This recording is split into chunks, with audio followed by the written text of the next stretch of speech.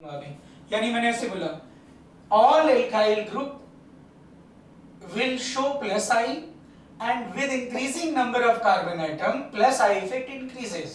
अब क्यों इंक्रीज होगा वो मैं यहाँ पे एक्सप्लेन कर रहा हूँ आपको। देखिएगा इन्हीं को मैं क्या कर रहा हूँ, ये जो एल्काइल ग्रुप है इसे मैं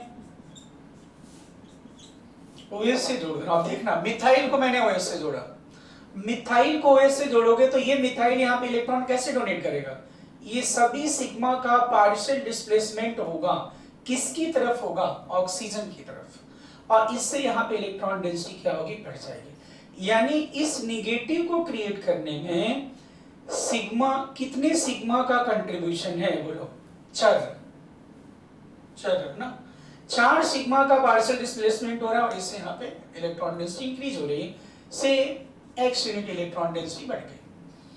अब मैं इथाइल ग्रुप को OH से जोड़ रहा हूं।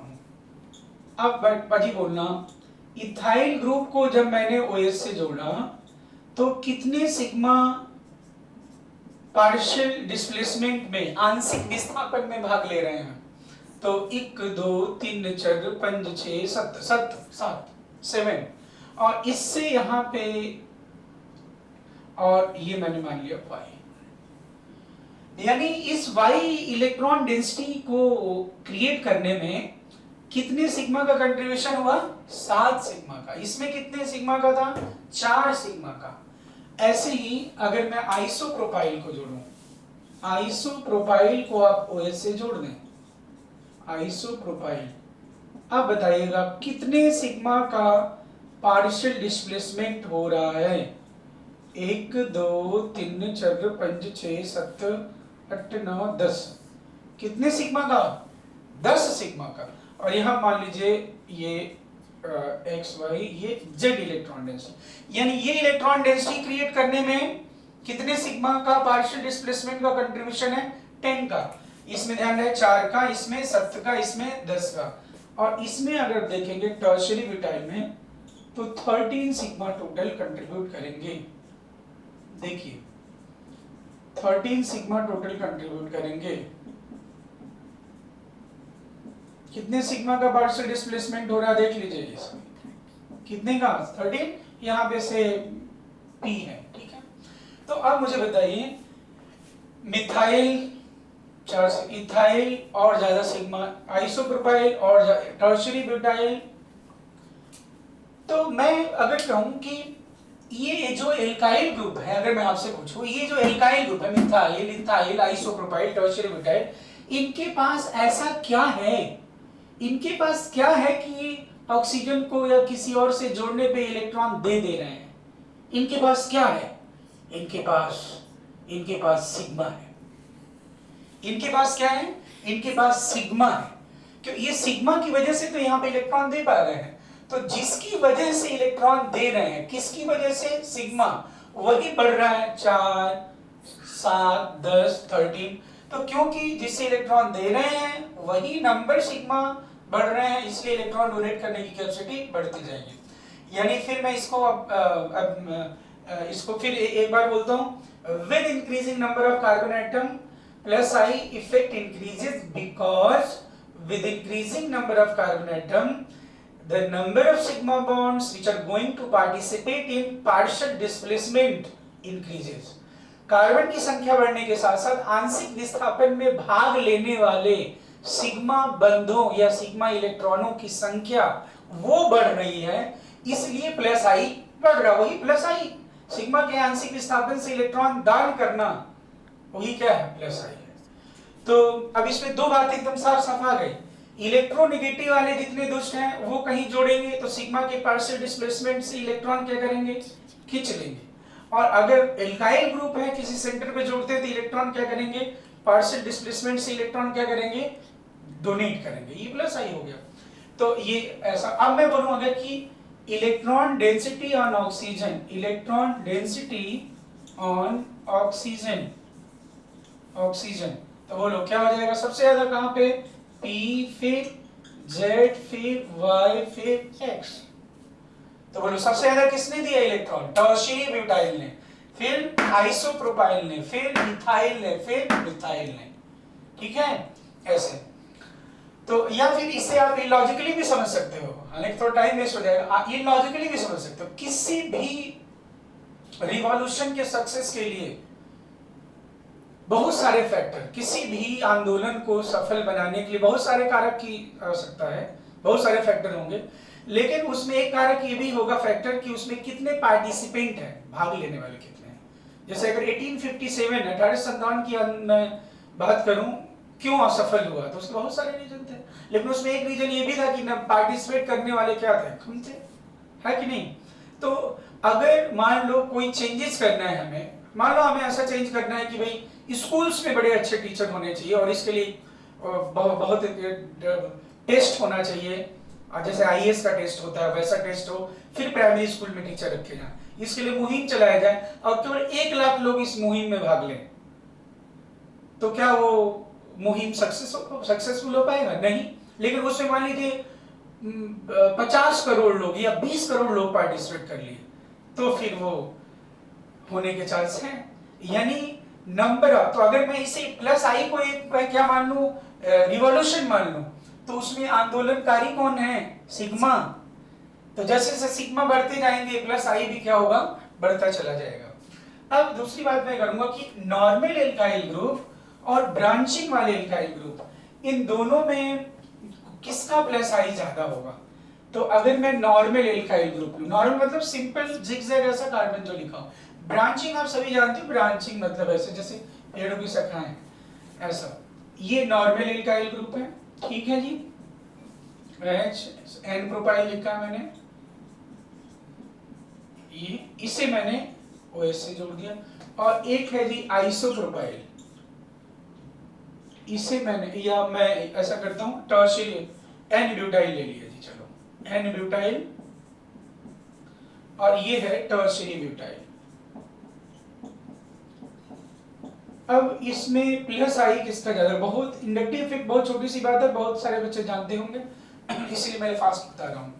अब इसमें आप देखिए नॉर्मल ब्यूटाइल वाले में ये सिग्मा और ये अल्फा के पास में जो OH के पास वाले सिग्मा है, वो तो पार्शियल डिस्प्लेसमेंट में अच्छे से पार्टिसिपेट करेंगे, लेकिन जैसे जैसे डिस्टेंस बढ़ती चली जाएगी तो ये वाले सिग्मा उतना इफेक्टिवली पार्शियल डिस्प्लेसमेंट में, आंशिक विस्थापन में भाग नहीं ले पाएंगे, ठीक है। तो अब यहाँ पे इनका इफेक्ट उतना ज्यादा नहीं होगा। लेकिन अगर मैं ये बोलूं, अब देखो ब्रांचिंग होने से क्या हुआ, इस ऑक्सीजन से इन तीनों कार्बन की डिस्टेंस क्या है, सेम है। जिस इंटेंसिटी से ये सिग्मा पार्टिसिपेट करेंगे उसी इंटेंसिटी से क्या होगा, बाकी सिग्मा भी पार्टिसिपेट करेंगे। यानी आपको लग रहा है ब्रांचिंग होने से ये जो सिग्मा है उनकी ऑक्सीजन से दूरी, डिस्टेंस क्या हो गया, कम हो गया, तो इनकी जो इंटेंसिटी है पार्शियल डिस्प्लेसमेंट में पार्टिसिपेट करने की, वो क्या होगी, बढ़ जाएगी।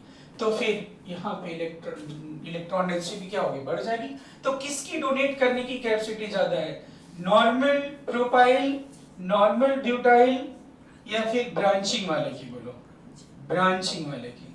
तो ब्रांचिंग वाले की इलेक्ट्रॉन डोनेट करने की कैपेसिटी ज्यादा होगी as compare to normal alkyl group. तो ये थोड़ा सा मैंने आपको प्लस आई और माइनस आई के बारे में बताया। अब इसके बारे में कुछ और बातें, अब आपके मन में ये आ गया कि भाई एल्काइल ग्रुप जो होंगे वो प्लस आई करेंगे और जो इलेक्ट्रोनेगेटिव वाले हैं वो माइनस आई करेंगे, लेकिन ऐसा नहीं है। ऐसा भी हो सकता है कि जो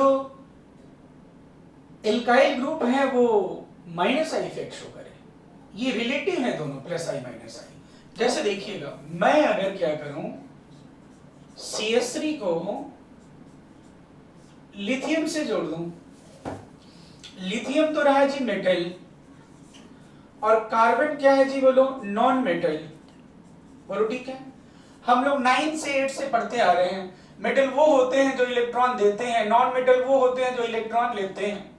अब बताओ, ये नॉन मेटल है, ये मेटल है, तो इलेक्ट्रॉन किधर से किधर फ्लो होगा, इलेक्ट्रॉन हमेशा मेटल से नॉन मेटल, तो ये इलेक्ट्रॉन इधर फ्लो होने का। अब बताओ, अब ये दुष्ट क्या कर रहा है, क्या ये इलेक्ट्रॉन दे रहा है कि इलेक्ट्रॉन खींच रहे, तब मैं कहूंगा कि ये क्या हो रहा है, माइनस आई इफेक्ट। क्या हो गया, माइनस आई इफेक्ट। यानी मैं कहूंगा इन ऑर्गेनोमेटेलिक या ग्रिग्नार्ड एजेंट वेल नोन, आगे से डिटेल में पढ़ेंगे इसको आगे।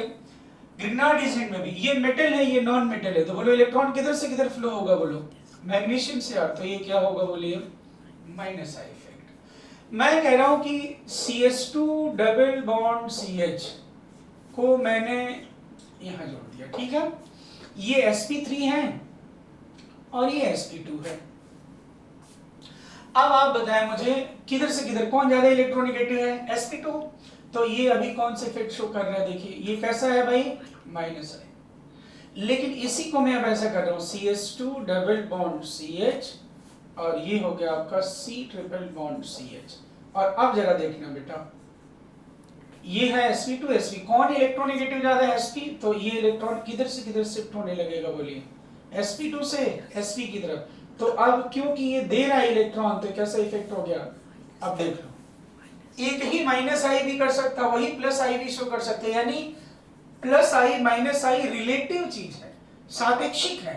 हाँ ये बात और है कि ऑर्गेनिक में जनरली हम क्या बोलते हैं, इलेक्ट्रोनेगेटिव वाले माइनस आई और एल्काइल ग्रुप वाले प्लस आई। लेकिन अगर ऐसी जगह पूछा जाए तो कॉमन सेंस लगाएंगे कि अगर ऑर्गेनोमेटेलिक कंपाउंड है तो उसमें आर कैसा इफेक्ट शो करेगा, माइनस आई, और यहाँ पे जैसे कि ये प्लस आई भी कर रहा है माइनस आई भी कर रहा है, दोनों इफेक्ट कर रहा है, बोले ठीक है। अब मैं बात करूं ग्रुप में प्लस आई क्या होगा, इंक्रीज होगा कि डिक्रीज होगा, तो इट्स वेरी सिंपल। जैसे अगर मैं बोलूं CH3 है, ग्रुप में नीचे जाओगे तो CH3 है और SiS3 है, SiS3 किसका प्लस आई ज्यादा होगा, तो जैसे जैसे ग्रुप में आप नीचे जाते हो, तो ग्रुप में नीचे जाओगे तो क्या होगा, ग्रुप में नीचे जाने पर इलेक्ट्रोपॉजिटिव नेचर बढ़ता है। इलेक्ट्रोपॉजिटिव नेचर बढ़ना मतलब मेटालिक कैरेक्टर बढ़ता है, मेटालिक कैरेक्टर बढ़ना मतलब इलेक्ट्रॉन डोनेट करने की कैपेसिटी क्या होगी, बढ़ेगी। तो इसलिए CH3 और SiS3 किसका प्लस आई ज्यादा होगा, SiS3 का प्लस आई ज्यादा होगा, SiS3 का प्लस आई CH3 से ज्यादा हो जाएगा। अब यहां पे मैं एक और टर्म बताऊंगा आपको, आइसोटोपिक इफेक्ट या आइसोटोपिक, हाँ आइसोटोपिक इफेक्ट।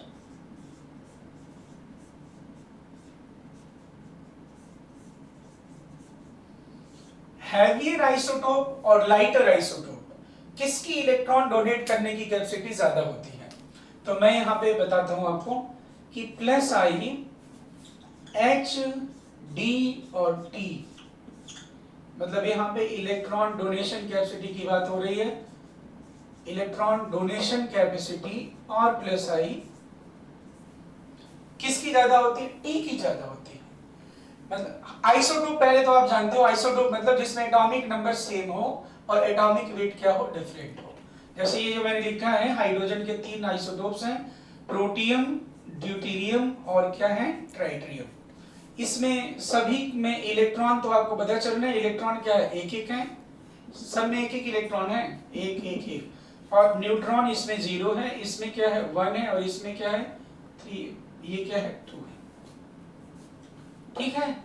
तो अब इलेक्ट्रॉन तो सब में एक एक है, तो इसकी इलेक्ट्रॉन डोनेट करने की कैपेसिटी क्यों ज्यादा है, तो इसे वैसे तो अगर प्रैक्टिकली इसमें ऐसा लिखा है, न्यूक्लियर चार्ज डेंसिटी जो होती है वो ट्राइटियम की कम होती है, इसलिए इलेक्ट्रॉन डोनेट करने की कैपेसिटी ज्यादा होती है।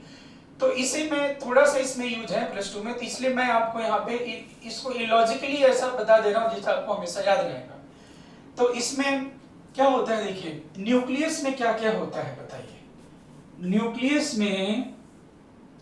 न्यूक्लियस में इलेक्ट्रॉन तो होता नहीं है, न्यूट्रॉन और क्या होता है, प्रोटॉन, ये ना, और इधर आपका क्या है, इलेक्ट्रॉन है। न्यूट्रॉन पे कोई चार्ज होता नहीं, प्रोटॉन पे कैसा चार्ज होता है, पॉजिटिव। अगर प्रोटॉन पे पॉजिटिव एक जगह, जैसे मान लीजिए हाइड्रोजन में तो एक ही है, लेकिन हाइड्रोजन को छोड़ के बाकी में तो 2 3 4 5 10 है। एक ही जगह अगर ढेर सारे पॉजिटिव चार्ज हों तो आप लिखता हूं पॉजिटिव चार्ज में क्या होगा, रिपल्शन होगा, और रिपल्शन होगा तो फिर न्यूक्लियस क्या होगा, टूट जाएगा, और न्यूक्लियस टूटेगा तो फिर तो एटम का एग्जिस्टेंस रह नहीं जाएगा। तो इसका मतलब कि न्यूक्लियस में कोई न कोई अट्रैक्टिव फोर्स क्रिएट हो रहा है, तभी तो न्यूक्लियस स्टेबल है, अट्रैक्टिव फोर्स क्रिएट हो रहा है कोई। तो युकावा एक साइंटिस्ट, उन्होंने क्या थ्योरी दी कि ये जो न्यूट्रॉन, इलेक्ट्रॉन, प्रोटॉन, न्यूट्रॉन में जो सबसे हैवी, भारी और अनस्टेबल पार्टिकल है वो कौन होता है, न्यूट्रॉन होता है। इसलिए जो भी रेडियो एक्टिव होते हैं उनमें न्यूट्रॉन ज्यादा होता है, एनपी रेशियो ज्यादा होता है, एनपी रेशियो ज्यादा होगा वही रेडियो एक्टिव होंगे। तो ये न्यूट्रॉन क्या होता है, टूट जाता है इलेक्ट्रॉन में और पॉजिट्रॉन में। किसमें किसमें टूटता है, इलेक्ट्रॉन और पॉजिट्रॉन में।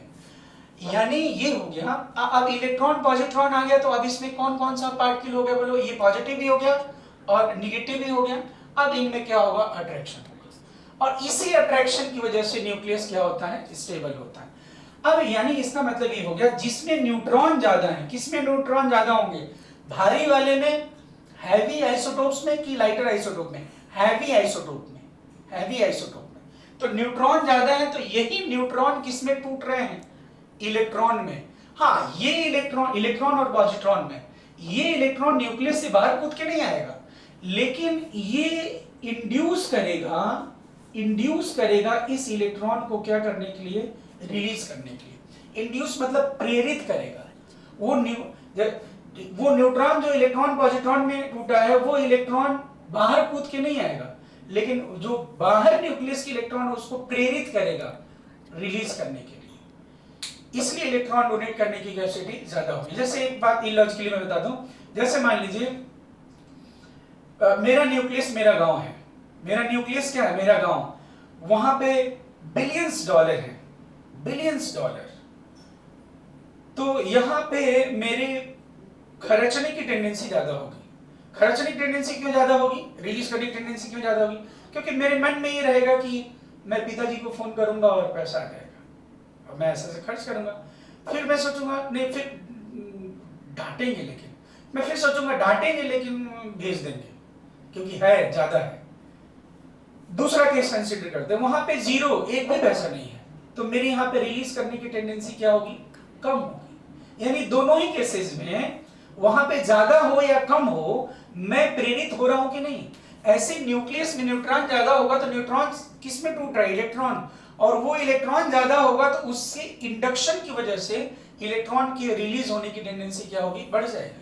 इसलिए हैवियर आइसोटोप और लाइटर में इलेक्ट्रॉन डोनेट करने की कैपेसिटी मतलब प्लस आई किसका ज्यादा होगा, ट्राइटिरियम का ज्यादा, हैवियर आइसोटोप का ज्यादा होगा। किसका होगा ज्यादा, बोलिए, हैवियर आइसोटोप का। और मतलब ऐसा मैं बोल रहा हूँ कि प्लस आई, अगर मैं लिख दूं CH3, अब ये CD3 और ये CT3, तो बोलिए किसका ज्यादा होगा, प्लस आई, CT3 का प्लस आई ज्यादा होगा। किसका होगा, CT3। एक चीज और मैं यहां बताना चाहूंगा, बॉन्ड एनर्जी CH, CD और CT, इन तीनों बॉन्ड में बॉन्ड लेंथ तो सेम है, बॉन्ड लेंथ सेम है। मैंने आपको बताया कि inductive effect net charge create नहीं करता, लेकिन बॉन्ड में कैसा नेचर क्रिएट करता है, आयनिक नेचर क्रिएट करता है। कैसा नेचर, और मैंने बॉन्ड एनर्जी में बताया था आपको कि अगर बॉन्ड लेंथ लगभग सेम हो, if bond length is approximately same, then bond energy is directly proportional to ionic nature of bond. तो क्योंकि आयनिक इसमें ज्यादा नेचर है, इसलिए क्या होगा बोलो, बॉन्ड एनर्जी का ऑर्डर ये हो गया। यानी भारी वाले जो आइसोटोप होंगे और हल्के वाले, कौन स्ट्रॉन्ग बॉन्ड बनाएंगे, भारी वाले बनाएंगे। तो CH, CD, CT में कौन सा, CT बॉन्ड ज्यादा स्ट्रॉन्ग है। और आगे चल के फिजिकल प्रॉपर्टीज में बताऊंगा इसी तरह से कि डायपोल मोमेंट को भी अफेक्ट करता है ये। NH3 और ND3 में ज्यादा डायपोल मोमेंट क्या होगा, ND3 का हो जाएगा। ये आगे चल के बताऊंगा, ये नहीं अभी। तो ये हो जाएगा। अब मैं आपको इंडक्टिव इफेक्ट का यूज बताऊंगा कि आप ये जान गए कि भाई इलेक्ट्रॉन सिग्मा के पार्शियल डिस्प्लेसमेंट से देना प्लस आई, और सिग्मा के पार्शियल डिस्प्लेसमेंट से इलेक्ट्रॉन खींचना माइनस आई। लेकिन इसको यूज कैसे करेंगे, क्वेश्चन सॉल्व करने में क्या यूज करोगे, क्योंकि डिफिनीशन तो कोई नहीं पूछना कि डिफिनीशन बताओ ऐसा, तो उसका मैं आपको यूज बताता हूं।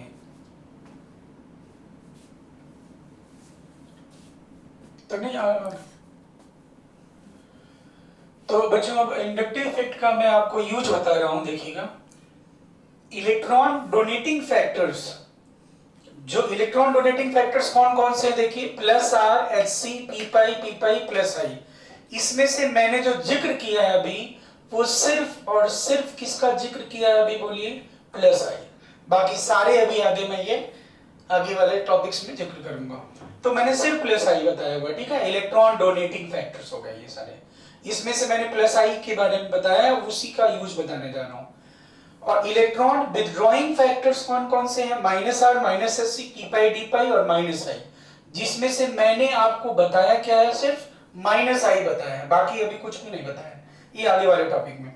अब देखिए, इलेक्ट्रॉन डोनेटिंग ग्रुप जो होते हैं वो पॉजिटिव सेंटर या इलेक्ट्रॉन डेफिशिएंट सेंटर को स्टेबल बनाते हैं। किसको स्टेबल बनाते हैं, पॉजिटिव सेंटर या इलेक्ट्रॉन डेफिशिएंट सेंटर को। तो अगर इलेक्ट्रॉन डोनेट करने वाले हैं, जैसे प्लस आई वाले इलेक्ट्रॉन डोनेट करता है, तो अब मान लीजिए पॉजिटिव चार्ज है, अब मैं इलेक्ट्रॉन डोनेट करूंगा, इलेक्ट्रॉन मतलब क्या होगा, माइनस की प्लस, माइनस, तो माइनस जब हुआ तो जब मैं इलेक्ट्रॉन डोनेट करूंगा तो ये इलेक्ट्रॉन जो मैं डोनेट कर रहा हूं, ये निगेटिव इस प्लस को क्या बनाएगा, न्यूट्रल बनाएगा, उदासीन बनाएगा। और जब सेंटर उदास न्यूट्रल होगा तो इस क्या होगा, स्टेबल होगा। या फिर ऐसा आप देख लें स्टेबिलिटी के लिए कि भाई समाज का वो, अब इसे आप कोरिलेट कर लें, समाज का वो हिस्सा जहां पे कमी है, खाने को नहीं है, कुछ नहीं ऐसा, समाज का वो हिस्सा जहां कमी है वहां पे स्टेबिलिटी कैसे आएगी, हमें वहां दान करना चाहिए कि वहां से भी खींच लेना चाहिए, दान करना चाहिए, डोनेट करना चाहिए। तो आप ध्यान रखें, जहां पे डेफिशिएंसी या पॉजिटिव चार्ज है वहां पे कैसे फैक्टर स्टेबल बनाएंगे, बोलिए, इलेक्ट्रॉन डोनेटिंग फैक्टर्स। तो अब इसमें देखिए, जैसे मैंने यहाँ पे पॉजिटिव चार्ज लिखा है, पॉजिटिव चार्ज, अब इसका कैसे इफेक्ट है, आपने फैक्टर ही अभी एक ही पढ़ा है, सिर्फ एक फैक्टर पढ़ा आपने, प्लस आई, तो ये प्लस आई है। इसमें कौन सा वाला प्लस आई है, डी का, इसमें कौन सा है, टी का। अब बताइए कौन ज्यादा डोनेट करेगा, तो जहां पे कमी है वहां पे जितना ज्यादा डोनेट करेंगे सिस्टम उतना ज्यादा स्टेबल हो जाएगा। तो फिर इसमें स्टेबिलिटी ऑर्डर क्या हो जाएगा, ऐसा हो जाएगा। तो डोनेट करने वाले मतलब प्लस आई की बात करें, प्लस आई किस सेंटर को स्टेबल बनाता है, इलेक्ट्रॉन न्यून केंद्र को, या मैं बोलूं इलेक्ट्रॉन डेफिशिएंट सेंटर, या फिर मैं बोलूं पॉजिटिवली चार्ज सेंटर को क्या बनाता है, स्टेबल बनाता है। ठीक है, अब अगर इसी में एक और क्वेश्चन यहां पे कर देते हैं। ये देखिए, मान लीजिए आपको मैंने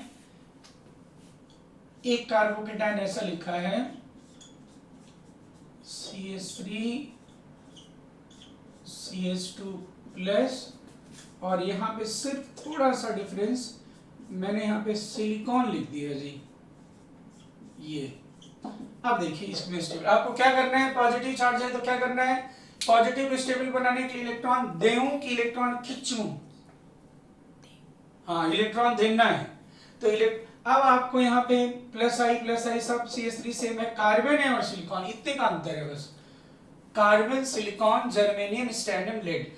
ग्रुप में नीचे जाने पे प्लस आई बढ़ता है, इलेक्ट्रॉन डोनेट ज्यादा कौन करेगा, ये। अगर ये ज्यादा इलेक्ट्रॉन डोनेट करेगा तो स्टेबिलिटी ऑर्डर भी क्या हो जाएगी, ये हो जाएगी, बोले ठीक है। अब निगेटिव के लिए इलेक्ट्रॉन विथड्रॉइंग फैक्टर, जो कि ये सारे हैं लेकिन मैं माइनस आई की बात कर रहा हूं, माइनस आई, जहां भी नेगेटिव चार्ज है उसको स्टेबल बनाने के लिए, नेगेटिव मतलब क्या है, इलेक्ट्रॉन ज्यादा है कि कम है, ज्यादा है, नेगेटिव मतलब इलेक्ट्रॉन ज्यादा है। तो अब समाज का वो हिस्सा जहां पे ज्यादा है वहां भी इलेक्ट्रॉन मैं वहां पे दान करना चाहिए कि वहां से खींच लेना चाहिए, खींच लेंगे। अब नेगेटिव चार्ज ये दिख रहा है आपको, नेगेटिव चार्ज, तो यहां से इलेक्ट्रॉन में क्या करूंगा, खींचूंगा, इलेक्ट्रॉन खींचने से कैसा चार्ज क्रिएट होगा, पॉजिटिव। मैं यहां से इलेक्ट्रॉन निकाल लिया, इलेक्ट्रॉन में निकालूंगा तो कैसा चार्ज आएगा, प्लस, प्लस वो जो प्लस आएगा वो इस माइनस को क्या बनाएगा, उदासीन बनाएगा, न्यूट्रलाइज करेगा। इसलिए इलेक्ट्रॉन डोनेट करने, इलेक्ट्रॉन विथड्रॉ करने वाले सेंटर जो फैक्टर होते हैं वो नेगेटिव को क्या बनाएंगे, स्टेबल बनाएंगे। मतलब दो बातें हो गई, जहां कमी हो वहां पे डोनेट करेंगे तो स्टेबल होगा, जहां नेगेटिव चार्ज हो वहां विथड्रॉ करेंगे तो स्टेबल होगा। अगर इसका उल्टा कर दें तो सिस्टम क्या हो जाएगा, अनस्टेबल हो जाएगा, तब अनस्टेबल हो जाएगा। तो अब यहाँ पे जैसे मैंने 2 लिखा है, देखिए माइनस है, क्लोरीन क्या करता है बोलो, सभी इलेक्ट्रोनेगेटिव इलेक्ट्रॉन खींचते हैं कि देते हैं, इलेक्ट्रॉन खींचते हैं। तो क्लोरीन और फ्लोरीन में कौन ज्यादा इलेक्ट्रॉन खींचेगा, फ्लोरीन, फ्लोरीन ज्यादा इलेक्ट्रोनेगेटिव है, तो फ्लोरीन ज्यादा इलेक्ट्रॉन खींचेगा, इलेक्ट्रॉन ज्यादा विड्रॉ करेगा, तो फिर यहाँ पे प्लस ज्यादा क्रिएट होगा और वो प्लस इस माइनस को क्या बना देगा, न्यूट्रल बनाएगा। तो इसलिए स्टेबिलिटी ऑर्डर क्या हो गया, ये हो जाएगा। ठीक है, ऐसे मैं और एक और एग्जांपल लिख देता हूं, देखो ऐसे देख लीजिए, मान लीजिए ऐसा दिया हुआ है, ये हम माइनस चार्ज है,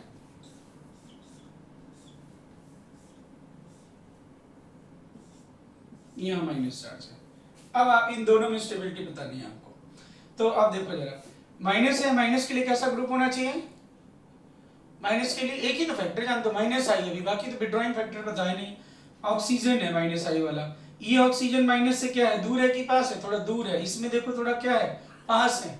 तो बोलो स्टेबिलिटी ऑर्डर क्या होगा, किसमें इलेक्ट्रॉन ज्यादा ये खींच पाएगा, जितना इलेक्ट्रॉन ऑक्सीजन खींचेगा माइनस आई से, वहां उतना प्लस आएगा और वो प्लस इस माइनस को न्यूट्रल बनाएगा, इसलिए स्टेबिलिटी ऑर्डर क्या हो जाएगा, ये हो जाएगा। ठीक है, तो ऐसा जितने विड्रॉइंग ग्रुप, ऐसे और बता दूं, जैसे मान लीजिए लिखा है CH2 CH2 CH2 माइनस, और यहां पे लिख दिया मैंने NO2, और एक बार लिख दिया मैंने CH3 CH NO2 और CH2 माइनस। अब बताइए किस में ज्यादा स्टेबिलिटी आएगी,